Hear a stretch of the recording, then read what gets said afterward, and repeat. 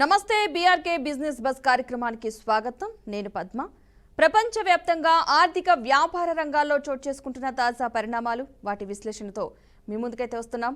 ఈ మధ్య మార్కెట్లు ఒక్కసారిగా జంప్ అయ్యాయి. వార్తలతో కదిలే మార్కెట్లు ఇప్పుడు జియోపాలిటికల్ పరిణామాలు, సీజ్ ఫైర్ ఒప్పందాలు, అంతర్జాతీయ వడ్డీ రేట్ల మార్పుల వల్ల ఊపందుకుంటున్నాయి. అయినా కూడా ఈ ఊపిరిలేని ర్యాలీ వెనుక ఉన్న అసలు కారణాలేంటి? అమెరికా ఆర్థిక విధానాలు, మిడ్ ఈస్ట్లో సీజ్ ఫైర్, జపాన్ నుంచి వస్తున్న బాస్మతి రైస్ డిమాండ్స్, ఎఫ్ఐఐలు తిరిగి మన మార్కెట్ల వైపు చూస్తుండడం, ఇవన్నీ కలిసి మన మార్కెట్ ర్యాలీకి పునాది వేస్తున్నాయా, లేక ఇది తాత్కాలికంగా రావచ్చని ఒక సెంటిమెంట్ ర్యాలీనా? ఇక అదేవిధంగా బులియన్ రన్ కొనసాగుతుందా, లేక ఇక్కడే ఆగుతుందా? చిన్న ఇన్వెస్టర్లు ఏ రంగాల మీద దృష్టి పెట్టాలి? ఈ ప్రశ్నలకు లోతైన విశ్లేషణ అందించడానికి ప్రస్తుతం మనతో పాటు ఉన్నారు సీనియర్ స్టాక్ మార్కెట్ అనలిస్ట్ మల్లెంపాటి ప్రభు గారు. నమస్తే అండి ప్రభు గారు, బిజినెస్ బస్ కి స్వాగతం. నమస్తే అండి. ఓకే ప్రభు గారు, ఇప్పుడు మన మార్కెట్లో ఎందుకు ఆకస్మికంగా పెరుగుతున్నాయి ఏంటివి పరిస్థితి? ఇప్పుడు సర్టనిటీ లేనప్పుడు మార్కెట్ పడుతుంది. ఎప్పుడు ట్రంప్ వచ్చి ఏదో ఒకటి చెప్తున్నప్పుడు అది మార్కెట్ నెగిటివ్ గా తీసుకుంటుంది, పడుతుంది. మళ్ళీ ఆయన స్టెప్ వెనక్కి తీసుకుంటారు. నిన్న అంటే మొన్న నైట్ నిన్న ఎందుకు పెరిగింది మార్కెట్ అంటానికి కూడా, నైట్ 3 o'clock నుంచి మార్నింగ్ 9 అంటే మన మార్కెట్ ఓపెన్ అయ్యేదాకా అక్కడ ఏమి ట్రంప్ ఏంటంటే సీజ్ ఫైర్ అన్న ఉద్దేశంతో ఉన్నప్పుడు గిఫ్ట్ నిఫ్టీ మనకి 200+ మార్కెట్ చూపించింది. సో దాని బేస్ అనుకున్నాక మనం కూడా మార్కెట్ ఇది చేసాం. తర్వాత ఎందుకు పడింది అనుకుంటే, ఇప్పుడు అది సీజ్ ఫైర్ కాదు, మళ్ళీ వాళ్ళు ఇరాన్ వాళ్ళు మళ్ళీ అటాక్ చేశారు. ఎవరిని? యుఎస్ ని కాదు, యుఎస్ మీద అటాక్ అసలు రెచ్చగొట్టిందే యుఎస్ మీదకి వెళ్ళటల్లా. ఇప్పుడు ఇజ్రాయెల్ మీదే ఇది చేస్తున్నాడు ఆయన. అంటే ఇది లోకల్ వారే. అనవసరంగా సందర్భంలో ఆయన యుఎస్ ఎంటర్ అయింది ఒక రకంగా. సో అది కరెక్ట్ కాదు, ఎందుకంటే ఆయన చేసే పాలసీలన్నీ అట్లానే ఉంటాయి కాబట్టి. సో అది మనం చూసుకోవాలి. తర్వాత ఇది అటాక్ మజాక్ చేయటానికే అన్నట్టు, అంటే చిన్న వాళ్ళ ఇది తీసుకోవడానికే, ఇది ఫ్లేర్ అప్ కాదు, సీజ్ ఫైరే అనేది ఒకటి ఇది వచ్చింది. తర్వాత ఇంకోటి ఏంటంటే స్ట్రైట్ ఆఫ్ హార్మోజ్, అంటే మనకి ఏ కంట్రీ కన్నా ఆయిల్ కావాల్సినప్పుడు అక్కడి నుంచి ఆ హార్మోజ్ నుంచి మనకి ఇది అవ్వాలి. సో వీళ్ళు హార్మోజ్ నుంచి అక్కడ బ్లాక్ చేస్తే ఆయిల్ మొత్తం బ్లాక్ అయిపోద్ది. అది చాలా ఎఫెక్ట్ వస్తుంది కాబట్టి అది కొంచెం భయపడ్డారు ఆయన. కొంచెం అంటే అది ఇంటర్నేషనల్ ట్రీటీస్, ఆయన సొంతగా ఇరాన్ సొంతంగా క్లోజ్ చేయడానికి ఛాన్స్ లేదు. ఎందుకంటే వాళ్ళు ఎవరైనా ఇంటర్నేషనల్ ట్రీటీస్ అంటే UN convention for law of sea, అంటే 16th November 1980లో ఈ ట్రీట్ వచ్చింది, ఇంటర్నేషనల్ ట్రీట్. అంటే దానికి అనుగుణంగా వీళ్ళు వాళ్ళ సొంత నిర్ణయాలు తీసుకోవడానికి లేదు. అవతల కూడా యుఎన్ కన్వెన్షన్ తీసుకొని వాళ్ళకి సూచనలు సలహాలు తీసుకొని అప్పుడు ఇంప్లిమెంట్ చేయాలి ఏదన్నా ఉంటే. ప్లస్ యుఎన్ Article 2 Subsection 4 ప్రకారం వయలేషన్ ఆఫ్ యుఎన్ చార్టర్ అది కూడా చేయడానికి లేదు, అది కూడా ఒక ట్రీట్ ఉంది. సో అల్జీర్స్ అకార్డ్ అంటే ఫ్యూచర్ లో ఇరాన్ ఏం చేసిందంటే ప్రామిస్ చేసింది, మేము ఇది ఎట్టి పరిస్థితిలో ఎలాంటి పరిస్థితుల్లో మేము బ్లాక్ చేయము స్ట్రైట్ ఆఫ్ హార్మోజ్ ని. అంటే ఏ కంట్రీకి కూడా ఆయిల్ ఇబ్బంది అవుతుంది కాబట్టి అనే ఉద్దేశంతో ఈ అగ్రిమెంట్ యుఎస్ ఇరాన్ అగ్రిమెంట్ చేసుకున్నారు. ఈ 3 అగ్రిమెంట్లు కాదనుకొని వాళ్ళు బ్లాక్ చేయలేరు అనేది ఒక ఇది. సో అది చేశారనే ఒక రూమర్ తో కొంచెం ఇది వచ్చింది. సో డెఫినెట్ గా అది చేయలేదు. సో డెఫినెట్ గా పాజిటివ్ సైన్. ఎందుకంటే యుఎస్ ఒప్పుకోదు కదా, మళ్ళీ అటాక్ చేస్తే వాళ్ళు తట్టుకోలేరు. సో మన ఆయిల్ మినిస్టర్ కూడా చెప్పింది ఏంటంటే, ఇండియన్ కంపెనీస్ కి 3 weeks ఆఫ్ ఆయిల్స్ ఉంది మన దగ్గర. అది 21 days ఒకవేళ రాకపోయినా, 3 weeks అంటే 21 days ఉన్నాయి మనకి. ఒక ఆయిల్ మనకు సప్లై రాకపోయినా మనం తట్టుకోగలం, మనకే ప్రాబ్లం లేదు. అది కూడా ఆయిల్ కొంత పర్సంటేజే ఇరాన్ నుంచి తీసుకుంటున్నాం, అదర్ కంట్రీస్ నుంచి తీసుకుంటాం. సపోజ్ వీళ్ళ నుంచి ఏదన్నా మనకి ఇబ్బంది అయితే డెఫినెట్ గా రష్యా నుంచి కానీ ఇంకొక ముస్లిం కంట్రీ నుంచి కానీ తీసుకునే అవకాశాలు ఉన్నాయి. సో అందుకని మనకు భయపడాల్సిన పని లేదు అనేది క్లారిటీ ఇచ్చారు. మార్కెట్ కి సర్టనిటీ క్లియర్ అయిపోయింది, మార్కెట్ అందుకనే ఇదైంది. ఇవాళ కూడా gift Nifty 60-70 points gap up చూపిస్తోంది.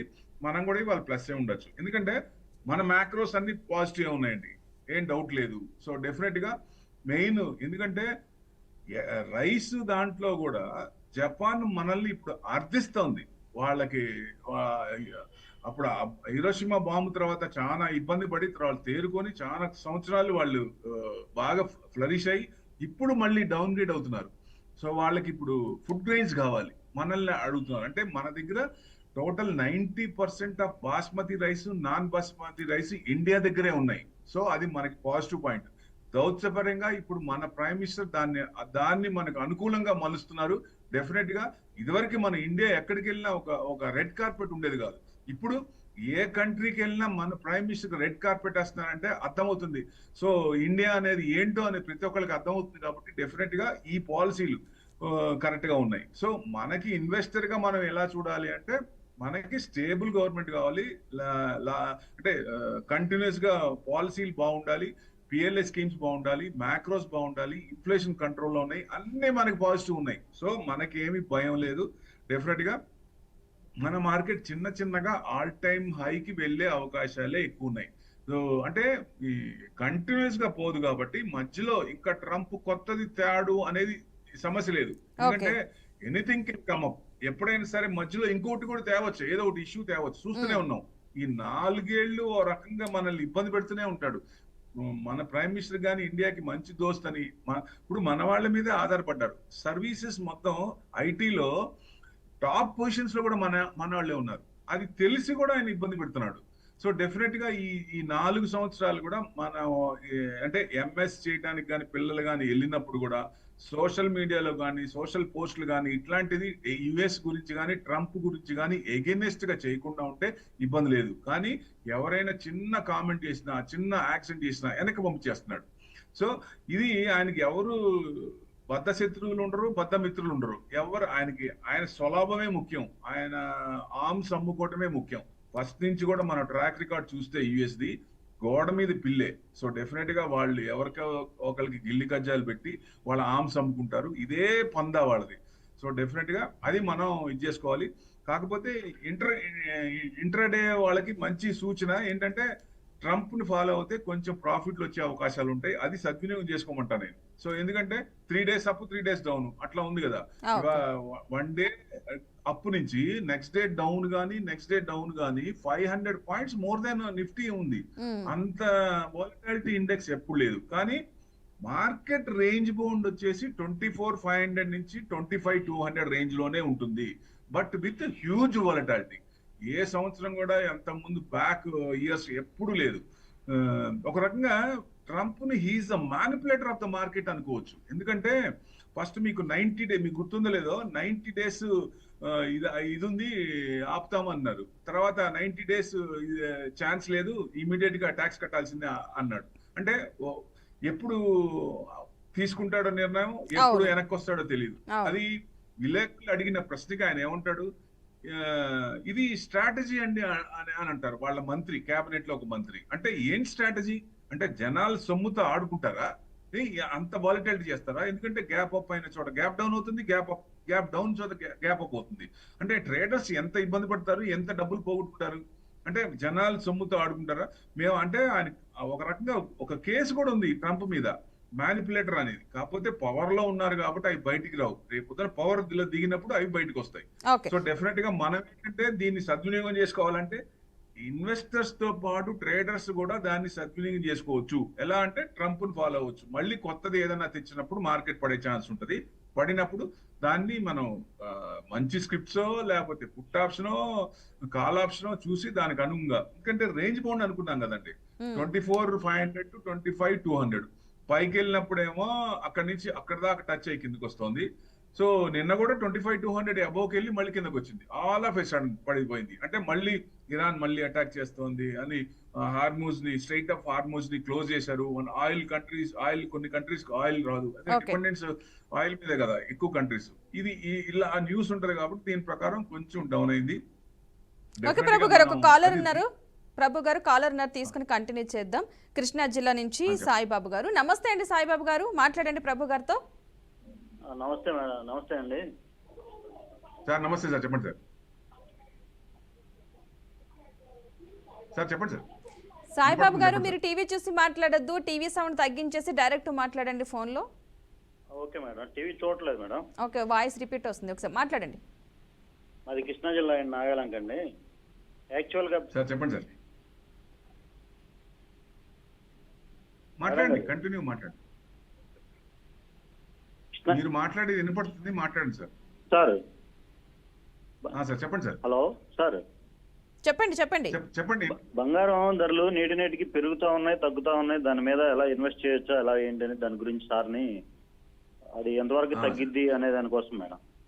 ఓకే అండి, చెప్తారు. సార్ ఇది బంగారం అనేది ఇన్వెస్ట్మెంట్ పరంగా చూడొద్దు, అవసరార్థం యూజ్ చేసుకోవడానికంటే మటుకు ఇమీడియట్ గా యూజ్ చేసుకోవాలి. ఏదో ఫంక్షన్ ఉంది ఏదైనా అంటే తప్పదు, మనకి ఏ రేట్ ఉన్నా కొనాల్సిందే. 1,00,000 ఉన్నా 1,10,000 ఉన్నా ఇది అవసరంగా ఫంక్షన్ ఉంటే చేయాల్సిందే. అదే మీకు ఇమీడియట్ గా కాకుండా కొంచెం టైం ఉంది అనుకున్నప్పుడు ఏం చేయాలంటే అవసరార్థమే కొనుక్కోవాలి. అంటే gold is a dead investment, దాని మీద ఇంట్రెస్ట్ వర్కౌట్ అవ్వదు. సో మనకు అవసరార్థం ఉపయోగించుకుంటాం కాబట్టి దాన్ని అంతవరకు కొనుక్కోవచ్చు. లేదా టైం ఉంటే మటుకు గోల్డ్ ఈటీఎఫ్ పెట్టుకోవచ్చు, దాంట్లో ఇంట్రెస్ట్ వర్కౌట్ అవుద్ది. ఒకటి ప్లాన్. ఇప్పుడు కొనొచ్చా అంటే ఇప్పుడు మన మార్కెట్ ఫ్లరిష్ అవుతుంది అంటే అసెట్ క్లాస్ లో గోల్డ్ తగ్గే ఛాన్స్లే అవకాశాలు ఎక్కువ ఉంటాయి. విపరీతంగా తగ్గుతా అంటే విపరీతంగా తగ్గే ఛాన్స్ లేదు సార్. 15 to 20% తగ్గే ఛాన్సులు ఉన్నాయి, ఎందుకంటే బాగా పెరిగింది కాబట్టి. సో 60,000 నుంచి కంటిన్యూస్ గా పెరుగుతూనే ఉంది కదా. సో అంత పెరిగింది కాబట్టి ఒక 10 to 15% లేదా 20% మాక్సిమం అంటే 80,000-85,000 90,000 లాస్ట్ టైం కూడా 1,00,000 టచ్ అయ్యి 92,000 చిల్లరకు వచ్చింది. మళ్ళీ ఈ జియో పొలిటికల్ న్యూస్ నెగిటివ్ వచ్చినప్పుడు మళ్ళీ అందుకుంది. ఎప్పుడైనా సరే న్యూస్ నెగిటివ్ గా ఉన్నప్పుడు ఇది మళ్ళీ ఫ్లరిష్ అయ్యే ఛాన్స్ ఉంటుంది. ఇక ఫ్యూచర్ లో కూడా పెరగదా అంటే న్యూస్ వచ్చినప్పుడు పెరుగుతుందండి. మామూలుగా కన్సంప్షన్ కంటే సెంట్రల్ బ్యాంక్స్ కూడా డిమాండ్ బాగా ఉంది, బాగా కొనుక్కుంటాయి కాబట్టి గోల్డ్ కి ఎక్కువ తగ్గే సూచన లేవు. ఏదన్నా మీకు 92,000 95,000 కట్ అయితే కొంచెం అక్కడ ఏదన్నా ఉంటే ఒక 25% స్టాగర్డ్ మేనర్ లో కొనుక్కోండి. అవసరార్థం మీకు ఉపయోగించుకోవాలనుకున్నది ఇది ఇమీడియట్ గా ఒక సంవత్సరం అట్లా అనుకున్నప్పుడు అలా చేయండి. లేదంటే లాంగ్ టర్మ్ టైం ఉందంటే మటుకు ఈటీఎఫ్ లో పెట్టుకోండి. ఈటీఎఫ్ లో మీరు ఏ రేట్ ఉన్నా ఎక్కడున్నా కొనుక్కున్నా లోవర్ లోస్ లో కూడా కొంటాం కాబట్టి మంత్లీ ఎస్ఐపి ద్వారా పెడితే ఇంకా మంచిది. లంసమ్ కంటే ఎస్ఐపి ద్వారా పెడితే లోవర్ లోస్ లో కొంటాం కాబట్టి మంచిది. ఇది ఇలా చేయండి. డెఫినెట్ గా ఇన్వెస్ట్మెంట్ యాంగిల్లో చూస్తే మటుకు గోల్డ్ కంటే సిల్వర్ బెస్ట్. మీకు 1,06,000 ఎంత ఉంది, అది 2,00,000 ఛాన్స్ ఉంటుంది. ఇండస్ట్రియల్ యూసేజ్ కూడా పెరిగింది.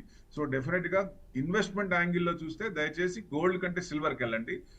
గోల్డ్ అవసరార్థం కొనుక్కోవాలంటే కొంచెం ఆగి పడుతున్నప్పుడు స్టాగర్డ్ మేనర్ లో కొనండి. 15 to 20% పడే ఛాన్సులు ఉన్నాయి.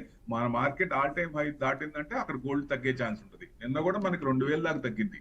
సో ఇవాళ కూడా మార్కెట్ ప్లస్ ఉందంటే మళ్ళీ ఇంకొంచెం తగ్గే ఛాన్స్ ఉంటుంది. ఇది రివర్స్ అయిందంటే అది పైకి వెళ్ళే ఛాన్స్ ఉంటుంది. ఇది అబ్జర్వ్ చేయండి దయచేసి. ఓకే ప్రభు గారు, చిన్న ఇన్వెస్టర్లు ఎలాంటి జాగ్రత్తలు తీసుకోవాలి అసలు? ఎవరైనా సరే అండి, it's an hard and money. మనం సంపాదించిన సొమ్ము మార్కెట్ లో పోగొట్టుకోకూడదు. ఎందుకంటే ఇప్పుడు యూట్యూబ్ ఓపెన్ చేసిన దగ్గర నుంచి మేము అంత తెప్పిస్తాము, ఆప్షన్ చేయండి, అది చేయండి అని విపరీతంగా మాకు ఇంత ప్రాఫిట్ వచ్చింది అంటారు. అది చూసి చాలా మంది కూడా మన తెలుగు వాళ్ళే 2 రాష్ట్రాలు కూడా ఎక్కువ పోగొట్టుకుంటున్నారని సెబియే డిక్లేర్ చేసింది.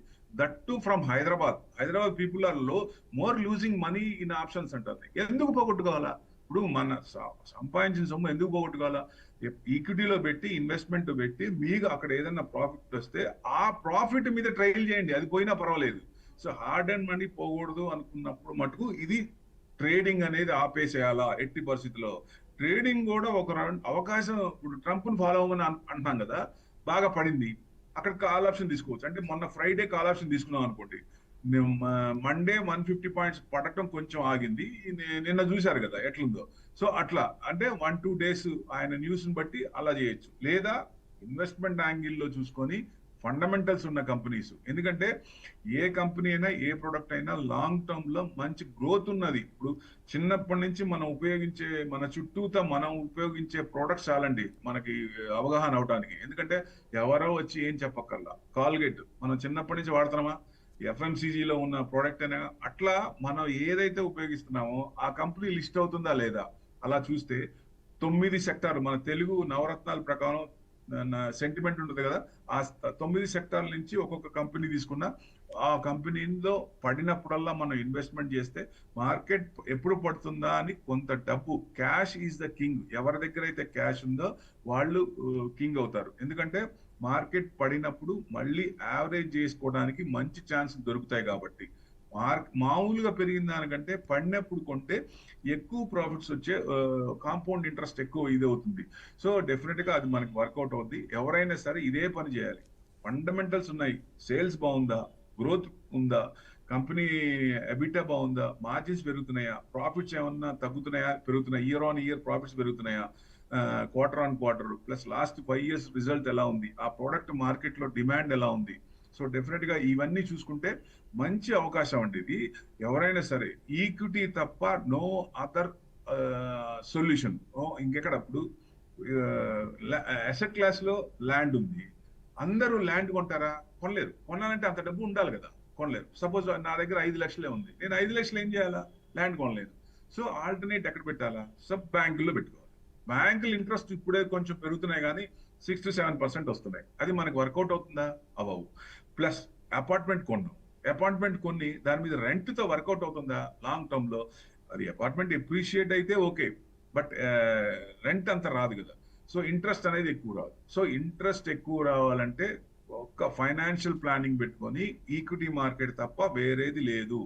సో ఇది సేఫ్టీనా అంటే ఇప్పుడు రిస్క్ అనేది ఎక్కడైనా ఉంటుంది. రిస్క్ ఇప్పుడు ఎంత how much the risk we take that much returns will be there, అంతే కదా. రిస్క్ తీసుకుంటే రిటర్న్స్ రావు. సో మనం ఆ రిస్క్ తీసుకోవాలంటే ఒక ఎనలిస్ట్ ఎవరైతే మీకు ఉన్నారో వాళ్ళ ద్వారా సూచనలు సలహాలు తీసుకొని ఎక్కడ పెట్టాలి, ఎప్పుడు పెట్టాలి, ఎలా పెట్టాలి, ఏ కంపెనీలో పెట్టాలి, ఇట్లాంటివన్నీ బేరీ చేసుకొని అవకాశం కోసం కొంత మనకున్న క్యాపిటల్ ని కొంత మార్కెట్ లో రిలీజ్ చేస్తూ ఇన్వెస్ట్మెంట్ చేస్తూ షేర్ల పరంగా పెట్టుకుంటే డివిడెండ్ పరంగా కూడా మనకి ఇంట్రెస్ట్ వర్కౌట్ అవుతుంది. క్వార్టర్ కి 6 months కి ఇయర్లీ డివిడెండ్ వస్తాయి కదా, అలా కూడా కొంచెం వర్కౌట్ అవుతుంది. ఆ స్క్రిప్ట్ పెరిగినప్పుడు మన క్యాపిటల్ అనేది మల్టీఫోల్డ్ అవుతుంది. సో అప్పుడు వెల్త్, ఎందుకంటే ఎవరైనా సరే ఇవాళ స్టార్ట్ చేసి 10 లక్షలు అంటే నెక్స్ట్ 10 సంవత్సరాల్లో 1 కోటి వరకు వెళ్ళొచ్చు. 10 లక్షలతో స్టార్ట్ చేస్తే, ప్రొవైడెడ్ కరెక్ట్ టైంలో ఎంటర్ అవ్వాలి, కరెక్ట్ సూచనలు తీసుకోవాలి, మంచి స్క్రిప్ట్స్ లో పెట్టాలి. ఇప్పుడు తక్కువ అని చాలా మంది ఏం చేస్తారంటే రూపాయి ఉంది, 10 రూపాయలు ఉంది అని చెప్పి కంపెనీలు మనకి ఎక్కువ షేర్లు వస్తాయి అని చెప్పి దయచేసి వెళ్ళద్దు.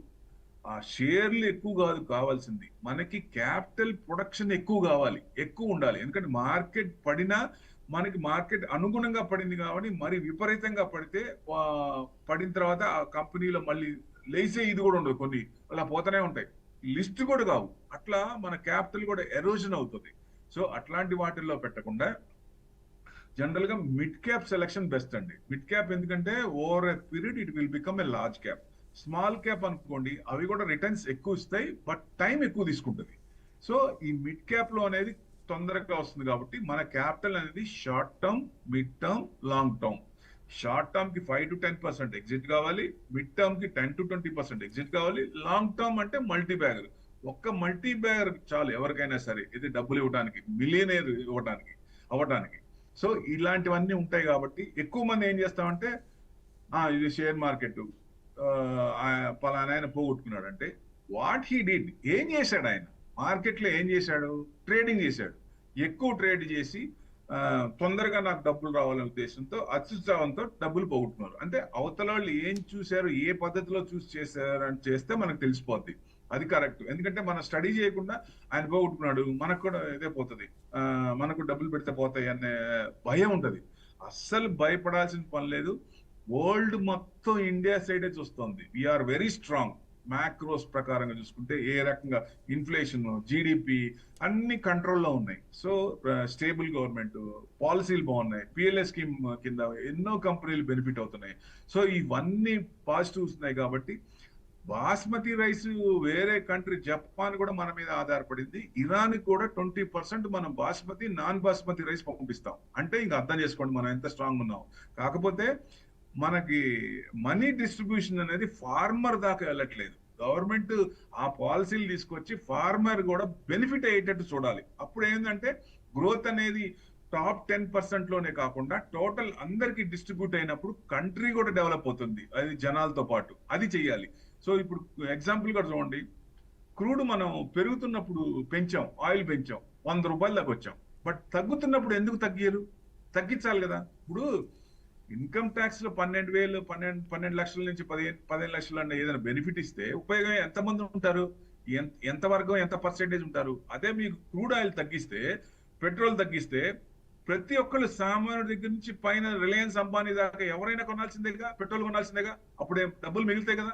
పై టాప్ లో లేకపోయినా కింద వాళ్ళు ప్రతి దగ్గర కన్సంప్షన్ చేస్తున్నప్పుడు అమౌంట్ మిగులుతుంది కదా. అమౌంట్ మిగులుతున్నప్పుడు అదర్ ప్రొడక్ట్స్ మీద ఇన్వెస్ట్మెంట్ చేస్తాడు, రొటేషన్ చేస్తాడు, కొత్తవి కొనుక్కుంటాడు, మనీ రొటేషన్ అవుతుంది కదా. అది చేస్తే ఇంపార్టెంట్. కానీ ఇన్కమ్ ట్యాక్స్ పర్సంటేజ్ ఎంతమంది ఉన్నారు? కొన్ని కంట్రీస్ కి ఇన్కమ్ ట్యాక్సే లేదు. మనకి ఒక 30% స్లాబ్ లో ఉన్న వాళ్ళు 42% కడుతున్నారు అన్ని ట్యాక్స్లు చేసుకుంటే. హెచ్ఎన్ఐ క్లయింట్స్ కూడా చాలా మంది ఇండియా వదిలి వెళ్ళిపోయి వేరే కంట్రీస్ లో, దుబాయ్ లో కానీ అట్లాంటి ట్యాక్స్ లేని కంట్రీస్ లో ఇన్వెస్ట్మెంట్ చేస్తున్నారు. అది కొంచెం ఇబ్బంది. ఎందుకంటే గవర్నమెంట్ కూడా కొంచెం దూర ఆలోచన చేసి ట్యాక్స్లు అనేది తగ్గిస్తే, ఇన్కమ్ ట్యాక్స్ మన సుబ్రహ్మణ్య స్వామి గారే ఆయన అంటున్నారు కదా, అసలు ఇన్కమ్ ట్యాక్స్ ఎత్తేంటి, మిడిల్ క్లాస్ ని ఎందుకు అట్లా పిండుతారని. ఇప్పుడు మనకి ఇండియాలో middle class, lower middle class ఎక్కువ. సో డెఫినెట్ గా వాళ్ళని పిండి మీరు చేసేదే ఉంది. ఇప్పుడు జిఎస్టీ 2,37,000 లాస్ట్ మంత్ కాక before month high, last month కొంచెం 2 lakhs వరకు వచ్చింది. సో అది పెరుగుతున్నందు కొద్దీ ఎవరి నుంచి తీసుకుంటారు మీరు? మిడిల్ క్లాస్ నుంచి తీసుకుంటున్నారు. మిడిల్ క్లాస్ నుంచి డబ్బులు అంతా శాలరీస్ మీద వచ్చే డబ్బులు మీరు కట్ చేసుకుంటే వాడు వేరే దాని మీద కన్సంప్షన్ చేయడానికి డబ్బులు ఎక్కడి నుంచి తేవాలి? సో కాబట్టి మనీ రొటేషన్ కావాలంటే డెఫినెట్ గా కొంచెం గవర్నమెంట్ దూరాలు చేసి చేయాల్సింది చేస్తే డెఫినెట్ గా ఫ్యామిలీస్ బాగుంటాయి, స్టేట్ బాగుంటుంది, కంట్రీ కూడా బాగుంటుంది. ఓకే, కాలర్ ఉన్నారని తీసుకుందాం. శివప్రసాద్ గారు శ్రీకాకుళం నుంచి. శివప్రసాద్ గారు నమస్తే అండి. నమస్తే మేడం. మాట్లాడండి ప్రభు గారితో. Hello sir. సార్ నమస్తే సార్, చెప్పండి సార్. నమస్తే మేడం. సార్ చెప్పండి, వినపడుతుంది, చెప్పండి సార్. టీవీ చూస్తూ మాట్లాడొద్దండి, మీరు అడగాల్సిన క్వశ్చన్ అడగండి. Good morning sir. Good morning sir, చెప్పండి సార్. Hello sir, good morning. చెప్పండి. Good morning. మీ డౌట్ నా దగ్గర నాగార్జున షేర్స్ ఉన్నాయి సార్. అవి ప్రెజెంట్ ఉంచమంటారా లేకపోతే అమ్మేయమంటారా సార్? అది నాగార్జున ఎంతలో కొన్నారు సార్? అగ్రిటెక్, నాగార్జున అగ్రిటెక్ వినపడట్లేదు సార్.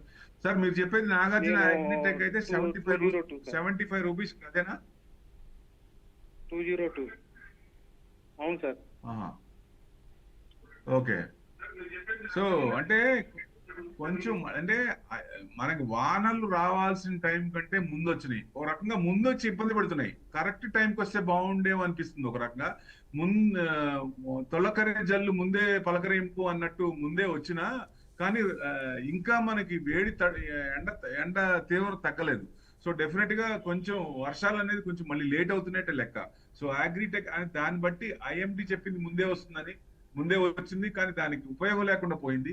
సో రైట్ టైంలోనే వస్తేనే బెస్ట్. కరెక్ట్ గా ఇది కొంచెం టైం పట్టుద్ది. మీకు డెఫినెట్ గా హోల్డ్ చేయండి. ఇప్పుడు అంటే కొంచెం టైం పట్టేటట్టు ఉంది. ఎక్కడ మీరు బాగా కన్సల్టేషన్ అవుతుందండి. కొంచెం ఆగండి, యావరేజ్ చేయడానికి కూడా కొంచెం ఆగండి. మళ్ళీ ఒక 30% అంటే గ్యాప్ అనేది ఎప్పుడైనా సరే యావరేజ్ చేయడానికి ఒక 20 to 30% ఉన్నప్పుడు, అంతకంటే ఎక్కువ ఉన్నప్పుడు చేయొచ్చు. చేసినప్పుడు ఒక్కొక్క స్క్రిప్ట్, ఎందుకంటే యావరేజ్ చెయ్యకూడని స్క్రిప్ట్స్ కూడా ఉంటాయి, మళ్ళీ పైకి వచ్చే ఛాన్స్ కూడా ఉంటుంది. కానీ ఇది ఫండమెంటల్ గా స్ట్రాంగ్ గా ఉంది. అప్పర్ సైడ్ వాల్టాలిటీ ఉంది కాబట్టి కొంచెం ఆగి కొంచెం తగ్గినప్పుడు కొంచెం చేద్దాం సార్. డెఫినెట్ గా హోల్డ్ అయితే చేసుకోండి. డెఫినెట్ గా టైం పడుతుంది, బట్ మీకు మీ కొన్న రేటు వచ్చే ఛాన్సులు ఎక్కువ ఉన్నాయి. రైట్, థ్యాంక్ యూ అండి ప్రభు గారు. చూసారు కదండి, ఇది వాళ్ళ బిజినెస్ బస్ కార్యక్రమం. ఈ కార్యక్రమంలో మాట్లాడిన అంశాలు కూడా ఒక అవగాహన కోసం మాత్రమే. ఇన్వెస్టర్లు ఎవరైనా ఇన్వెస్ట్ చేయాలనుకుంటే కనుక ఖచ్చితంగా అనలిస్ట్ని అప్రోచ్ అయిన తర్వాత మాత్రమే ఇన్వెస్ట్ చేయాలి. ప్రస్తుతం మీకు అవగాహన కోసం మాత్రమే ఈ కార్యక్రమాన్ని చేయడం జరిగింది. దీంట్లో బీఆర్కే యాజమాన్యానికి కానీ అటు అనలిస్టులకు కానీ ఎలాంటి సంబంధం లేదు. నమస్తే.